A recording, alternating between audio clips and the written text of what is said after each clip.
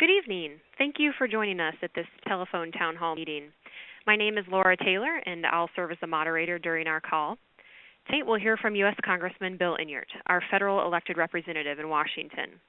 Congressman Enyart is Southern Illinois' voice in our nation's capital. Now, before the congressman joins us, I'd like to mention a few housekeeping items for today's call. Now, at any time during the TeleTown Hall, you're invited to ask a question. Simply press *3 to submit your question. Now, we're going to answer as many questions as we can during the call tonight, and we certainly look forward to hearing from each of you. Now, I'd like to take a moment to introduce your congressman. Congressman Enyart joined the House of Representatives in 2013. Prior to being elected to office, he served as the commander of the Illinois National Guard, the state's highest military officer.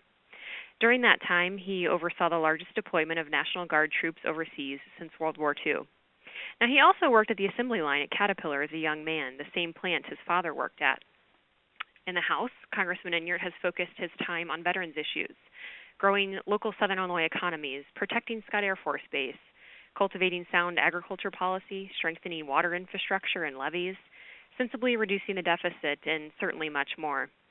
Recently, he's focused his time on ensuring VA hospitals, like the one in Marion, provide the best care attainable for our returning service men and women. Now, I'd like to remind you one more time, whenever you're ready to ask a question, simply press *3 to submit your question for the congressman. Now, at this time, folks, I'd like to turn over the floor to Congressman Bill Enyart. Congressman? Well, good evening, Southern Illinois. I'm joining you tonight from right here in the district. And frankly, I'd much rather be here in Southern Illinois than in Washington. We had a great day today in Pinckneyville.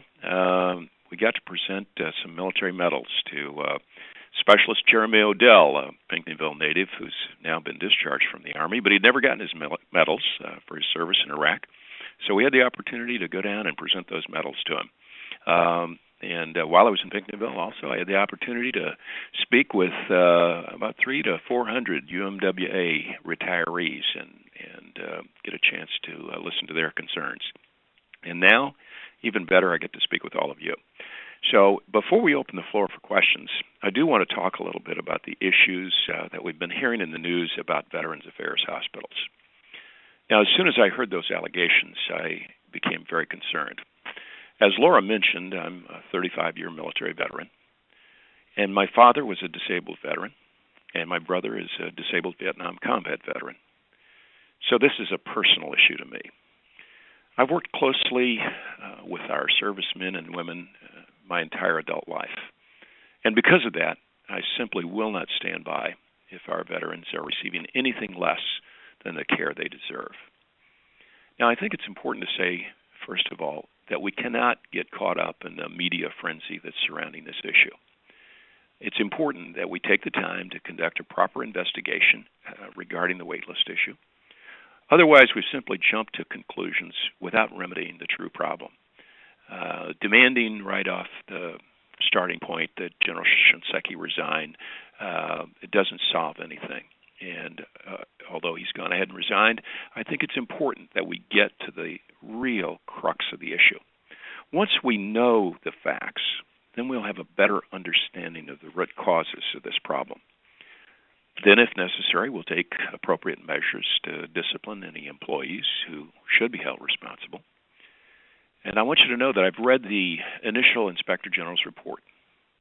It talks about the misuse of the wait list and falsifying, or at the very least gaming the system that the VA had in place on reporting wait times. What we need to focus on here is the very real issue, which is not so much the wait list, but rather why must veterans wait for appointments and what we do to fix those wait times. Now, I'd like to tell you a little bit about what I've done regarding the Marion VA Hospital specifically. The 12th Congressional District of Illinois, our district, which are the 12 southwesternmost counties of the state, has the highest percentage of veterans in the entire state. And when I heard the allegations about the Phoenix facility, my first concern was whether or not that issue was of concern in Marion. We have so many veterans using that facility and using in-home care services from that facility that my immediate attention was on Marion. I sent a letter to the Marion VA Hospital Director, to the Undersecretary of Veterans Affairs, and to the Regional VA Hospital Director. That letter asked 3 questions. Number 1, does the facility maintain a secret list of patient wait times regarding mental health or primary health care? Number 2, how does the facility measure and report actual wait times for sick veterans or veterans needing care? Number 3, what safeguards, including administrative oversight, are in place at the facility in order to ensure timely medical care? Now, the Marion Hospital turned around a response very quickly within just a few days, and the director clearly stated they do not maintain secret waiting lists, nor do they store any duplicate data. The Marion Hospital uses a VA computer system called the Electronic Wait List System. Now, that's the official computer program for the entire VA system. And I was assured that the Marion Hospital follows the VA guidelines in using that program. Also, the director told me that there are 3 points of administrative oversight in place: supervisors, service chiefs, and senior leadership. And each one of those individuals reviews the wait list reports on a weekly basis. So I was encouraged to hear that our facility is operating according to appropriate procedures. Tomorrow, I'm going to be personally visiting the Marion VA Hospital to meet with staff, with doctors, and most importantly, with veterans who are patients.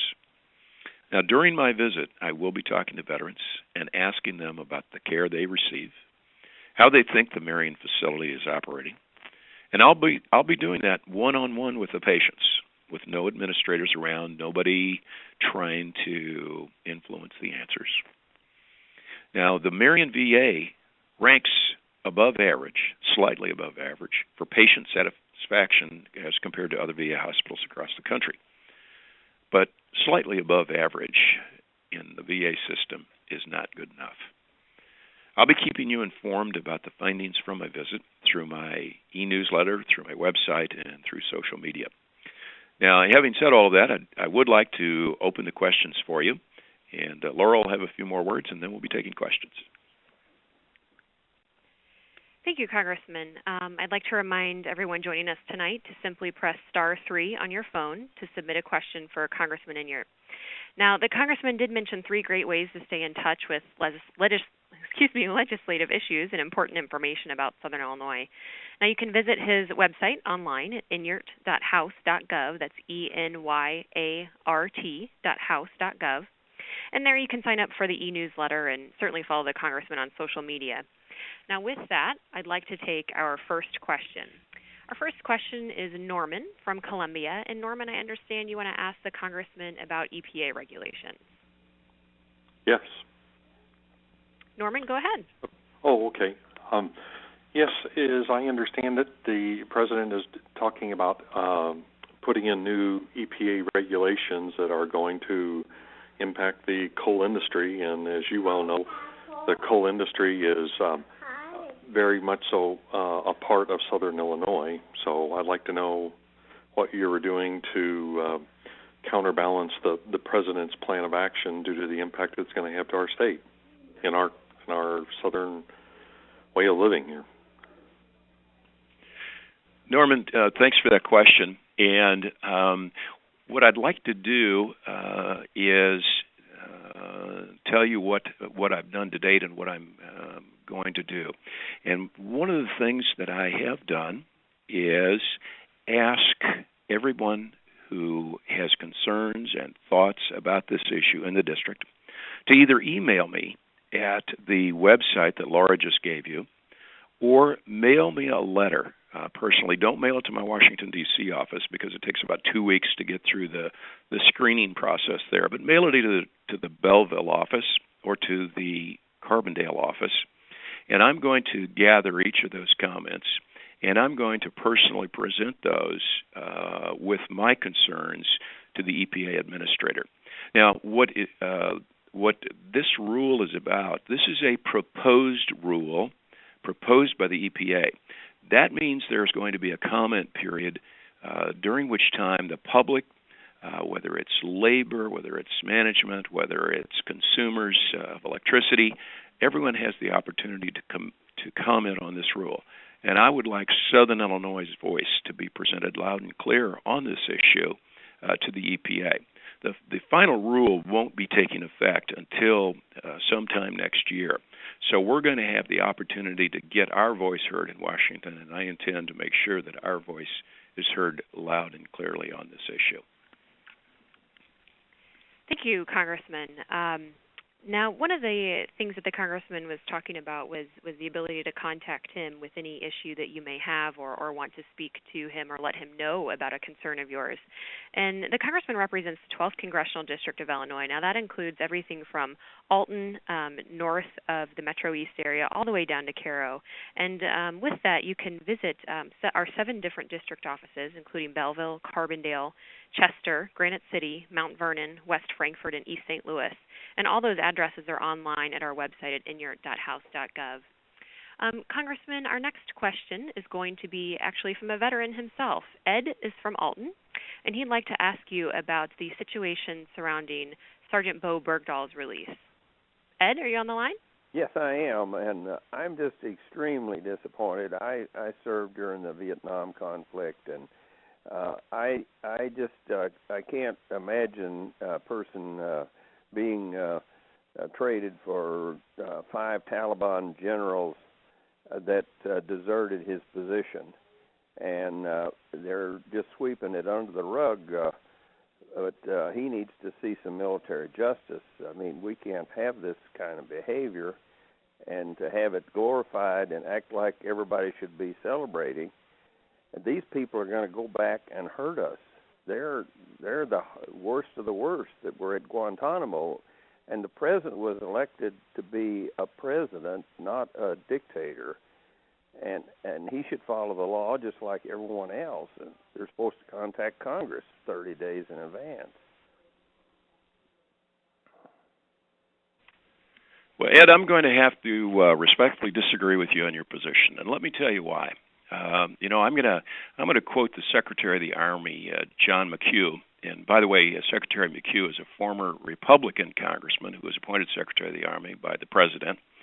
And he today stated, and I'm quoting him, "As an Army, we are grateful that an American soldier is back in American hands.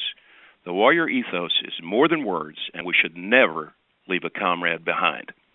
Our first priority is ensuring Sergeant Bergdahl's health and beginning his reintegration process." And then he goes on to say, "As Chairman Dempsey indicated, the Army will then review this in a comprehensive, coordinated effort that will include speaking with Sergeant Bergdahl to better learn from him the circumstances of his disappearance and captivity. All of the decisions will be made thereafter and in accordance with appropriate regulations, policies, and practices." End quote.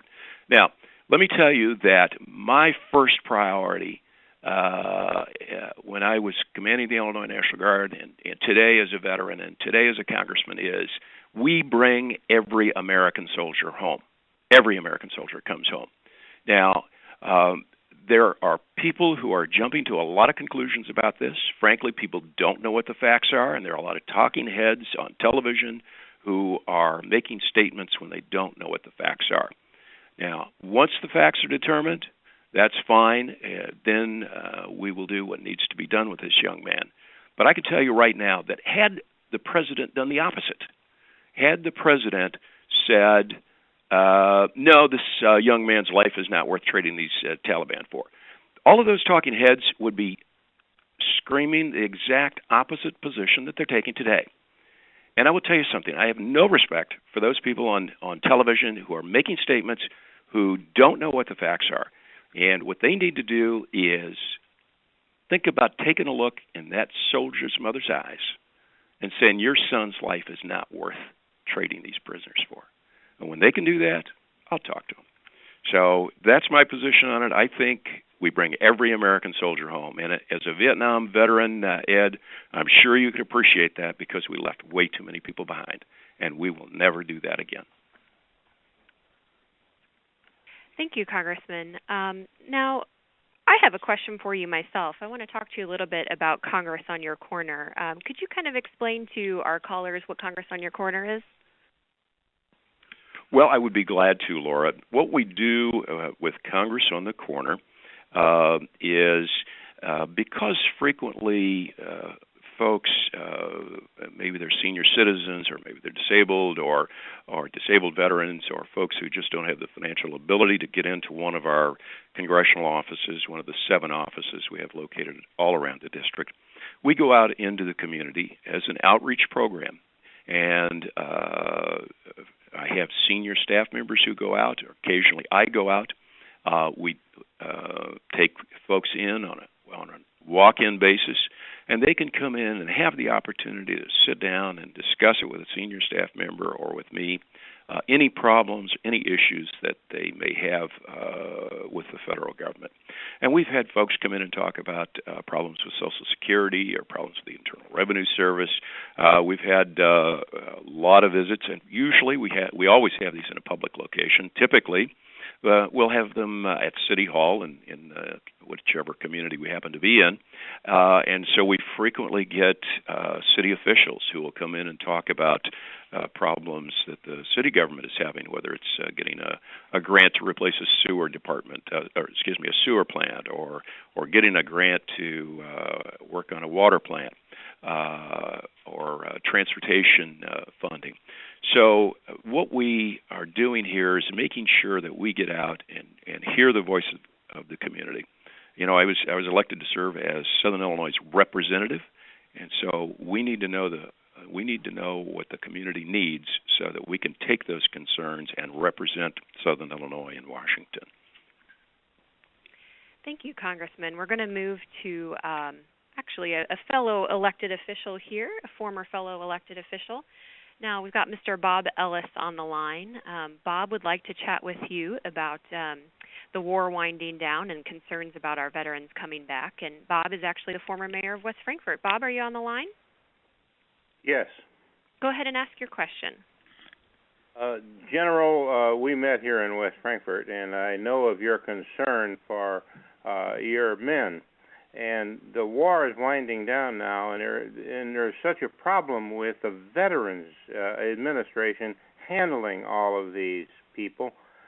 Is there any kind of plan that we could make to involve the private sector, to bring in private doctors paid by the government to see some of these deserving veterans who need help? Well, Bob, thank you for that question, and that's a very good question. And in fact, there is such a program now that if a veteran cannot receive medical treatment on a timely enough basis, or if there is a particular specialty that VA hospital doesn't treat, there is a program where those veterans can be referred out to private medical care. And I think that's a great program. I think it's a program that needs to continue and needs to be properly funded. And, you know, Bob, some of the other programs we're working on, we're sponsoring a job fair down at Shawnee Community College in Ulin. And we're encouraging veterans to get to that. So, you know, the Veterans Administration does a whole lot more than just medical care. Right now, we're really focused on medical care, but I think we need to do so much more than just medical care. We need to ensure that they've got the good jobs when they return, that they have the education benefits, whether they choose to get vocational training or go on to school. You know, I used my GI Bill benefits after getting off active duty and went to SIU Edwardsville for an undergraduate degree, and then later on to SIU Carbondale Law School. And frankly, I wouldn't be here today if it weren't for the GI Bill and those educational benefits that got me here. You know, we have since 2001, since September 11th, 2001, had at least another 2 million veterans added to our rolls. And frankly, the VA medical care system wasn't ready for that influx. And as I've said before, Congress, part of the blame for that lies right at the feet of Congress, because we've not properly exercised oversight over that program and haven't properly seen that the funds that were needed to provide that care were provided to the VA. So I intend to keep working diligently on this and intend to see. In fact, that's why I'm going to the VA hospital in Marion tomorrow. I want to see with my own personal eyes what's going on there and talk with veterans without without an administrator present so that I get the unvarnished truth.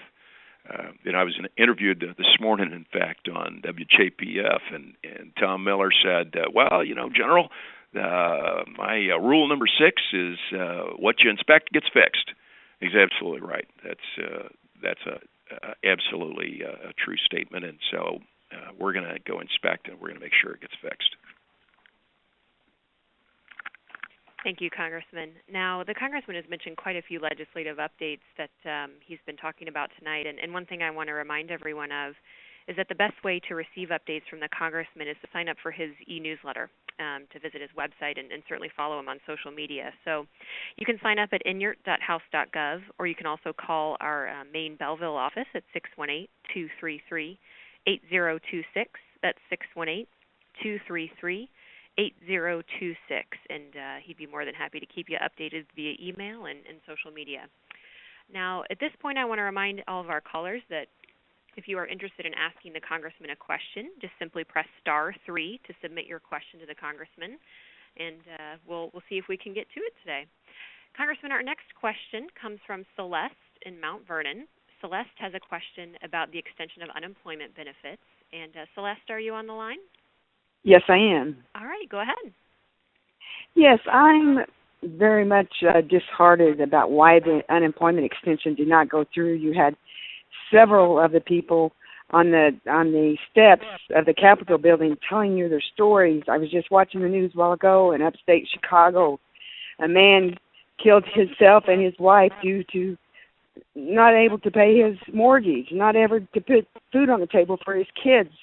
But yet the Congress has the money to take care of the foreigners and worry about what's going on in the other country. Let's take care of these people in the United States that some of them have worked literally since they were 15 years old, starting out as paper boys or a waitress or whatever, but they've moved up even as VPs. But unfortunately, due to the economy, they've lost their jobs.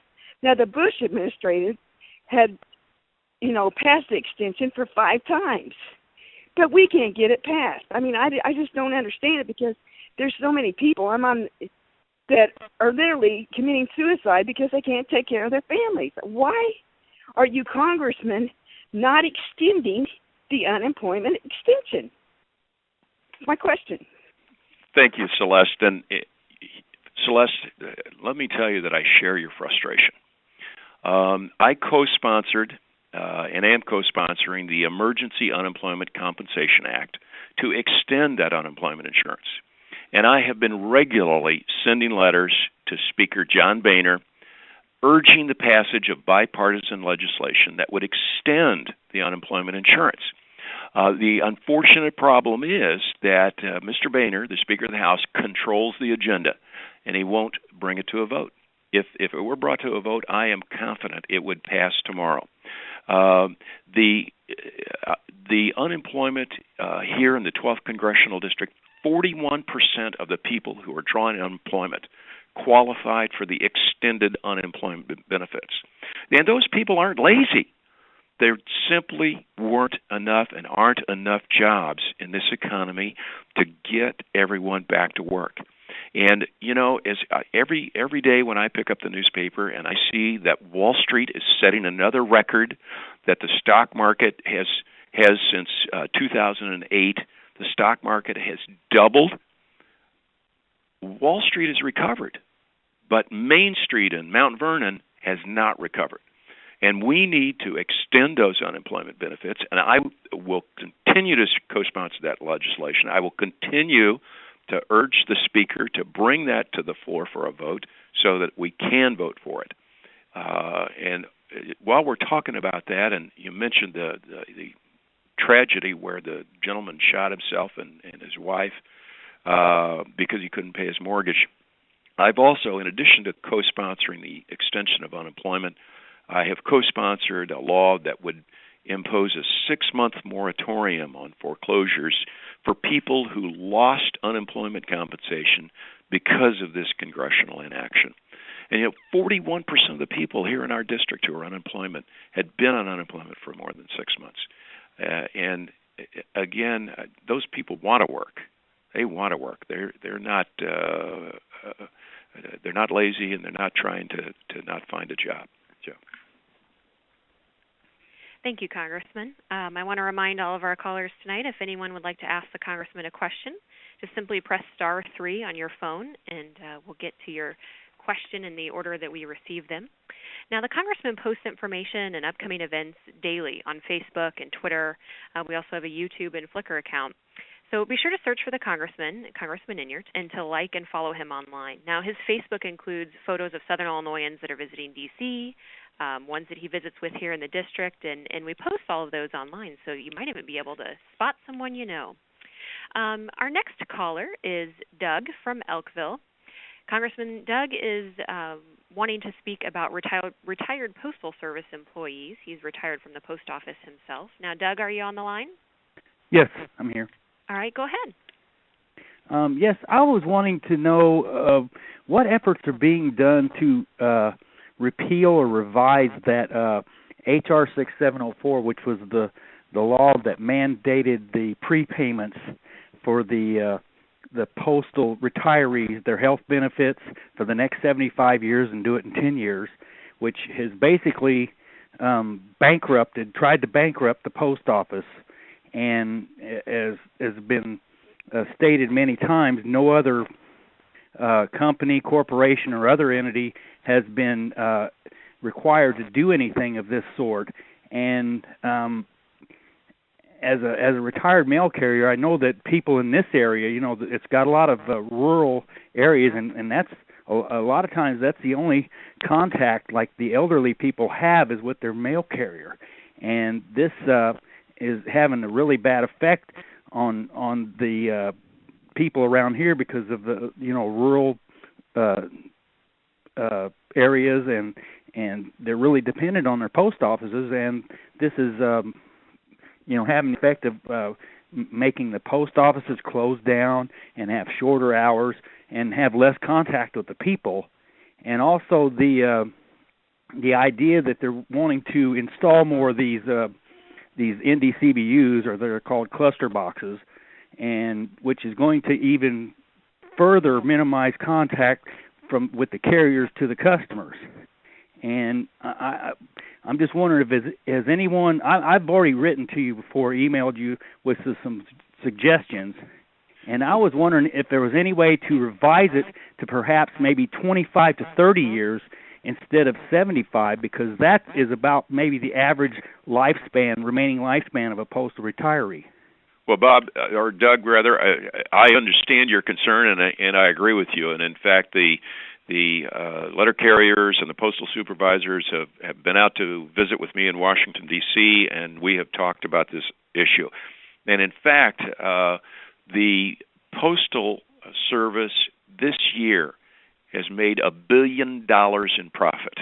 But because of the way the prepayment on this health care and on these pension obligations are structured, it's showing the post office operating at a deficit, and that is absolutely not what's going on. It's only because of this artificial accounting gimmick that really hurts the Postal Service in terms of the way it looks like it's operating at a loss when it's really making $1 billion. Now, I think one of the things that we need to do, and I have talked about this, and I have written letters to the Postmaster General about it, we need to ensure that we continue 6-day delivery.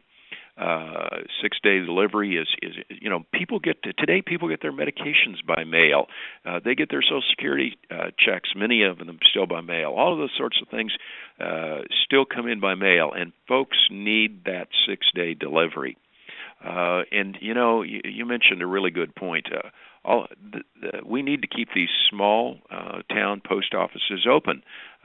It's really sometimes the only lifeline for a lot of small towns to the outside world, and I think it's critical that we keep those open to serve all of the multi-purpose functions that they serve for the small town USA. And so many of our post offices in southern Illinois are are located in small communities and rural communities, and as you indicated, it's a real lifeline, not only for the businesses but for the seniors. And in many of our counties, we have 20% of our citizens are senior citizens, and so that's 1 out of 5 people. And they need to see that postman come by and keep an eye on them. So thanks very much for that question, Doug, and I'm going to continue working to ensure that our small town post offices stay open and that we keep that 6-day delivery in place.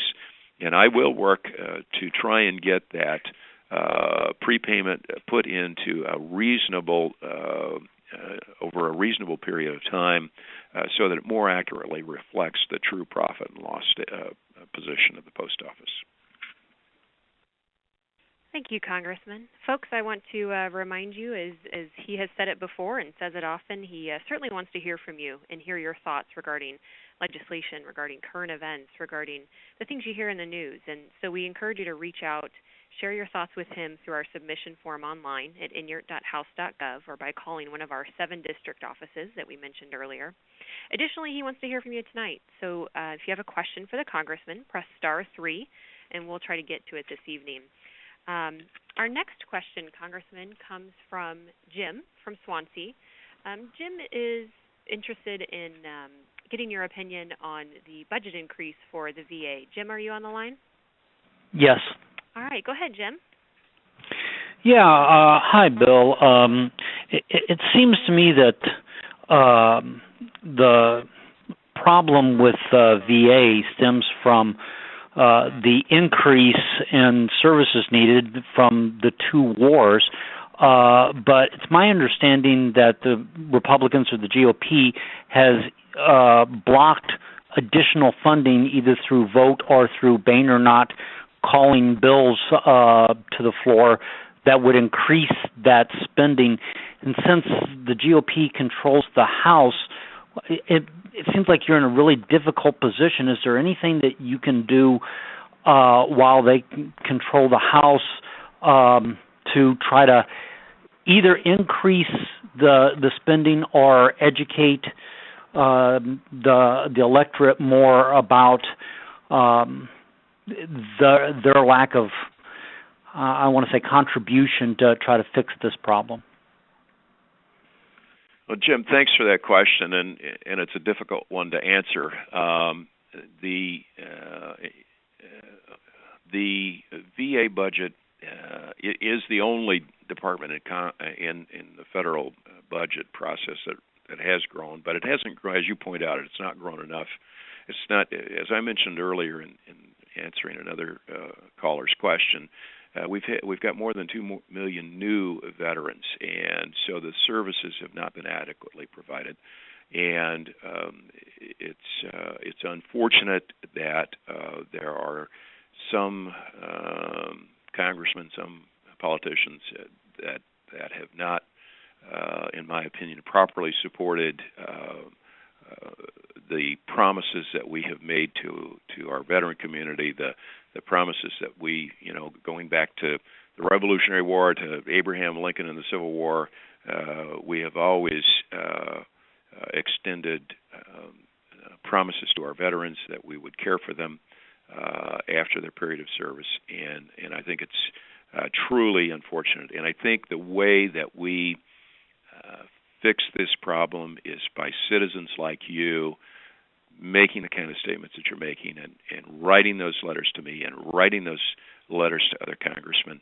And I will continue to push the Speaker to properly care for veterans and to bring some of this legislation that has been bottlenecked to the floor, because I can tell you it would pass if we could get it to the floor. It would pass with a bipartisan vote, but for evidently, as I've been quoted saying before, sometimes bad policy makes good politics, and that's unfortunate. So I think I agree with you, and we need to get these questions brought before the House, before the Congress as a whole, so that we can vote on them, so that you can know how your congressman votes on an issue.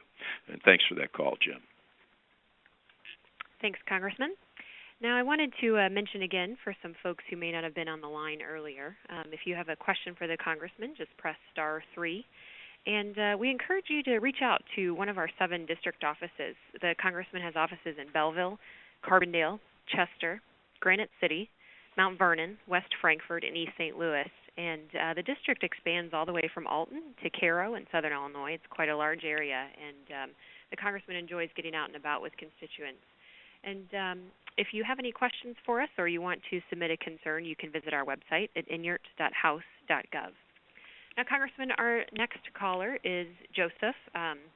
Joseph is from Granite City, and he has a question regarding tariffs and the steel industry. Joseph, are you on the line? Hello. Are you from Granite City?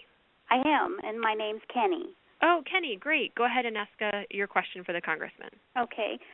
Congressman, we've lost way too many manufacturing jobs, and with that being said, I would like to know, what is your position and what do you plan to do in Congress to enforce tariffs and level the playing field for our domestic steel industry?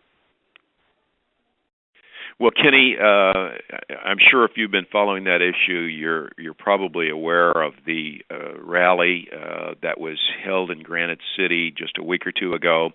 I appeared at that rally with labor leaders, with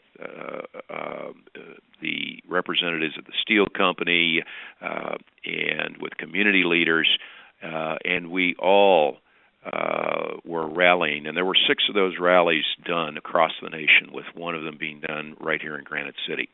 And that rally was held in order to protest the unfair dumping of steel in our country. And, you know, it's really an unfair trade practice. We have protested that, and in fact, in July of last year, I sent a letter to the U.S. International Trade Commission alerting the Trade Commission to the poor enforcement of trade laws. And, you know, and particularly in the steel pipe industry, they've seen a 113% increase in underpriced foreign steel. These foreign nations and foreign countries are dumping steel in our country at less than the cost to produce it.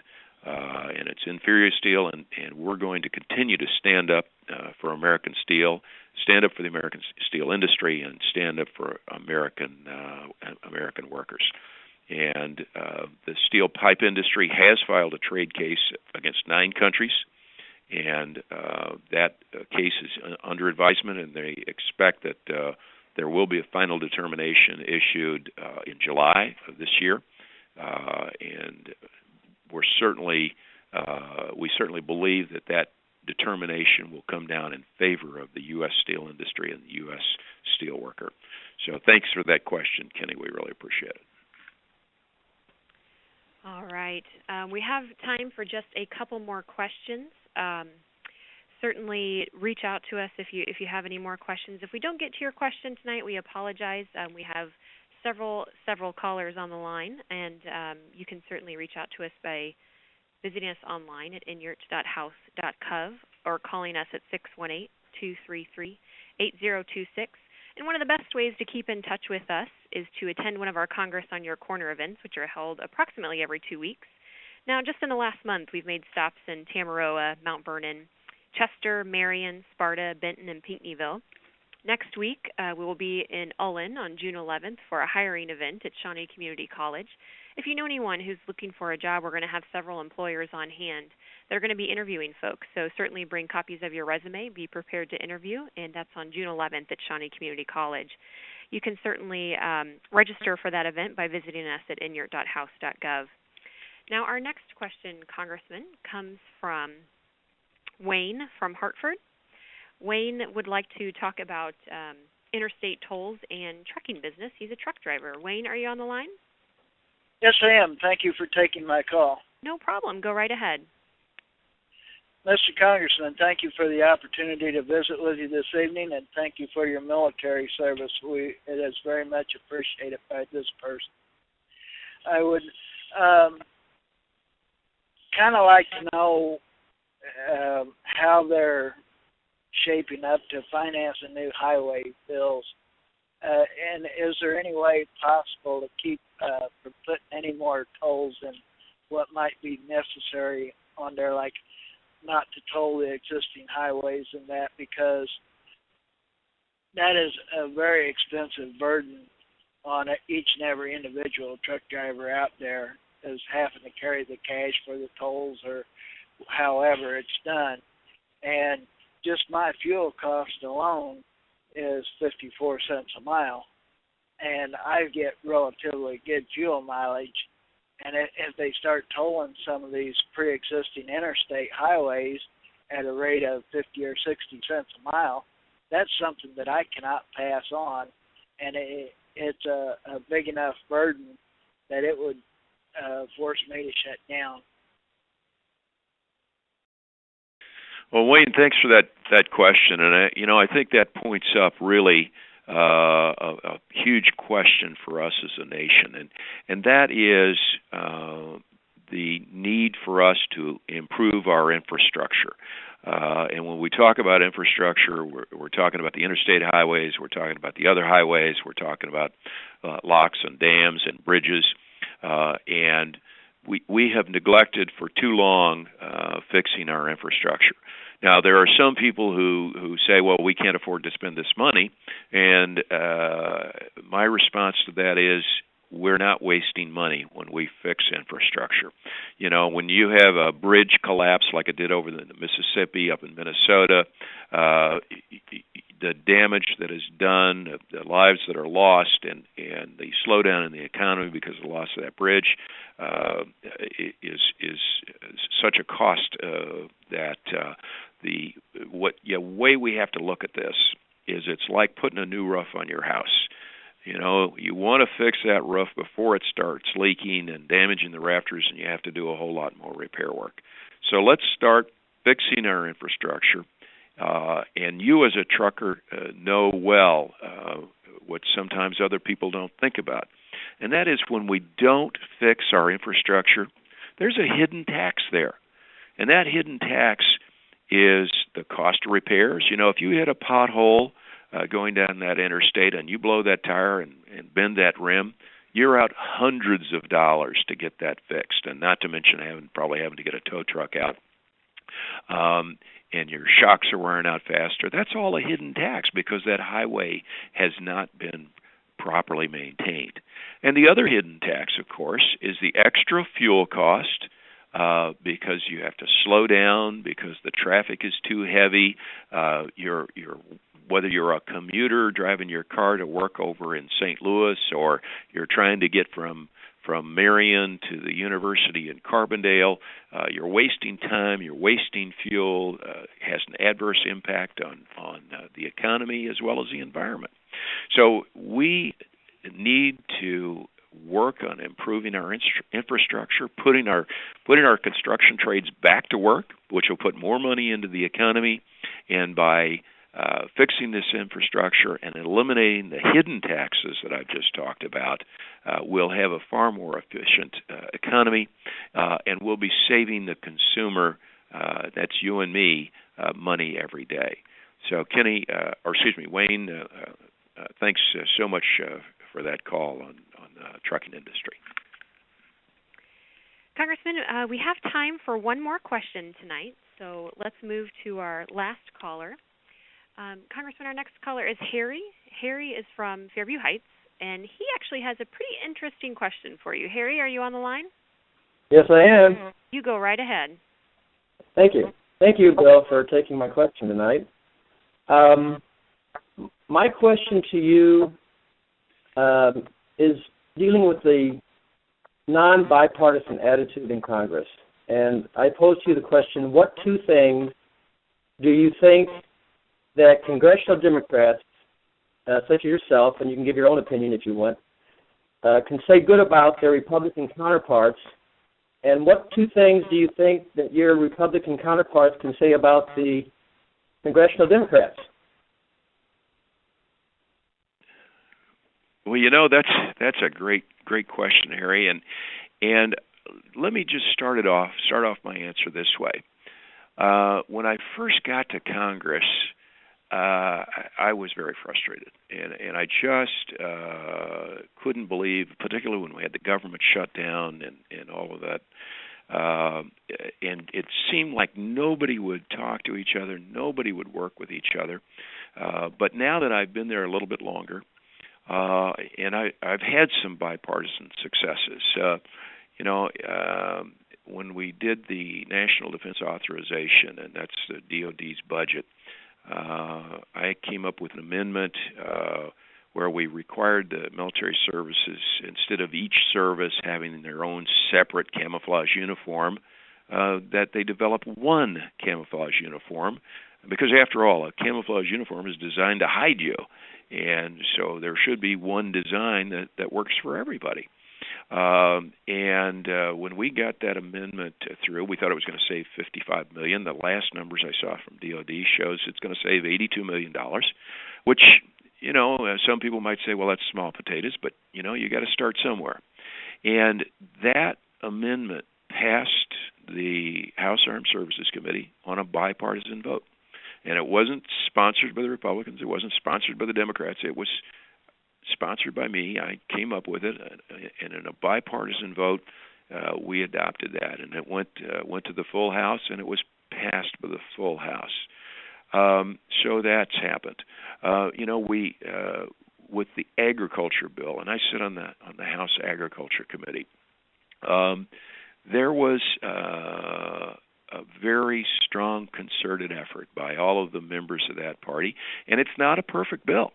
There are certainly some things in there that I don't like, but it's kind of like when you go down to buy a new car. The car dealer starts with one price, and you start with another price, and you have to somehow get together, or the deal doesn't get done. And it's the same way in Congress, and we have to work together. We have to understand. And I think every person who gets elected to Congress wants to do the right thing for our country. Sometimes people have different philosophical differences, and sometimes, unfortunately, politics will get in the way. But I can tell you, when this VA crisis broke out, one of the first things I did was also pick up the phone and call Congressman John Shimkus from Collinsville. And Congressman Shimkus is a Republican, but he represents the other half of Southern Illinois. And I said, John, we need to go down to Marion together. The Marion VA Hospital is in my district, but it services people in your district, and we need to go down there, and we need to take a look at this, and we need to work together to make sure we get it fixed. And John, I'm glad to say that John is going to be joining me on July 1st. Now, I'm going down there tomorrow. He couldn't make it tomorrow, but he's going to join me on July 1st at Marion VA Hospital, and we're going to walk through there and talk to veterans and work together to solve some of these problems. So I hope that answered your question, and we can work together. And I was elected to get the job done for Southern Illinois, and that's what I'm trying to do, is work in a bipartisan manner with folks to ensure that the right things get done for the right reasons for Southern Illinois. Thank you, Congressman. Now, would you like to say any last remarks before we wrap up tonight's meeting?